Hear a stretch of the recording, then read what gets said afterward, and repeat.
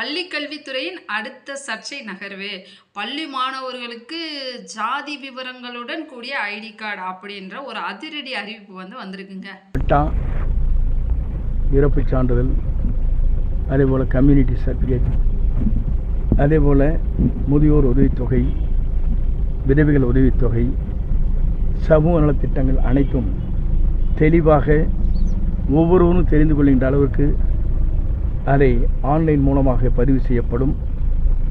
அது மட்டுமல்ல, விரைந்து அதற்கான பணிகளை நாங்கள் மேற்கொண்டிருக்கிறோம். இது எப்படி மக்களுக்கு எடுத்துச் செல்வது என்பதை அறிந்து அந்த பணிகளை மேற்கொள்ள இருக்கிறோம். குறிப்பாக அனைத்து திட்டங்களும் நாம் ஆன்லைன் மூலமாக அந்த பணிகளை மேற்கொண்டு யார் வேண்டுமானாலும் எப்போது வேண்டுமென்றாலும் உங்கள் மொபைல் ஃபோனிலே எடுத்துக்கொள்கின்ற நிலையை உருவாக்குவதற்காக நடவடிக்கை மேற்கொண்டு வருகிறோம். அது விரைந்து செய்வதற்கு ஒரு 6 மாத காலம் தேவைப்படும். ஐடென்டி கார்டு என்று சொல்லப்படுகிற ஒரு அட்டையை வழங்கலாம் என்று நாங்கள் முடிவு செய்திருக்கிறோம். அதற்கான பணிகளையும் முதல்வர்கள் ஆணையிட்டு இருக்கிறார்கள். அந்த அடிப்படையில் முதல்வருடைய உத்தரவுக்கு இணங்க அந்த பணிகள் நிறைவேற்றப்படும். அவருடைய முகவரி, அவருடைய ஜாதி சான்றிதழ், அவருடைய பிளட் குரூப், அதற்கு பிறகு ஆதார் அட்டை, அவருடைய தொலைபேசி எண் அனைத்தும் அதில் இணைக்கப்படும் என்பதை மகிழ்ச்சியோடு தெரிவித்துக் கொள்கிறேன். ஒரு ஐடென்டி கார்டு நீங்கள் வைத்திருப்பதைப் போல ஒவ்வொரு மாணவர்களுக்கும் 10, 12 படிக்கின்ற மாணவர்களுக்கும் முதல் கட்டமாக வழங்குவதற்கு நடவடிக்கை மேற்கொண்டு வருகிறோம். அது விரைந்து அந்த பணிகளை முதல்வருடைய உத்தரவோடு நிறைவேற்றுவோம்.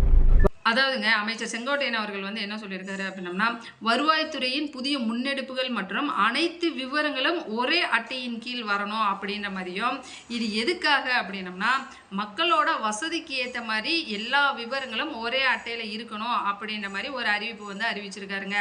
இது மட்டும் இல்லாமல் பள்ளி மாணவர்களுக்கு ஐடி கார்டில் ஜாதிய விவரங்களுடன் கொடுக்கணும் அப்படின்றது முதலமைச்சரோட ஒப்புதலோட இப்படி ஒரு அறிவிப்பையே அறிவிச்சிருக்காருங்க. இது எல்லா ஐடி கார்டுலையுமே பேர், முகவரி, பிளட் குரூப்பு எல்லாமே மென்ஷன் பண்ணியிருக்கும் தான்.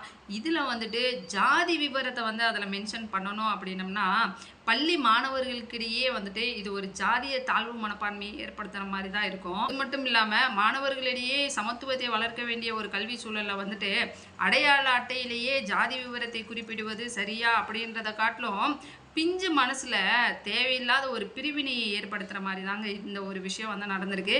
இல்லை அப்படின்னம்னா இந்த மாதிரி அரசு நலத்திட்டங்கள்லாம் மக்கள்கிட்ட கொண்டு போய் சேர்க்க முடியுமா அப்படின்றது யோசிக்க வைக்கிற மாதிரி தாங்க இருக்குது.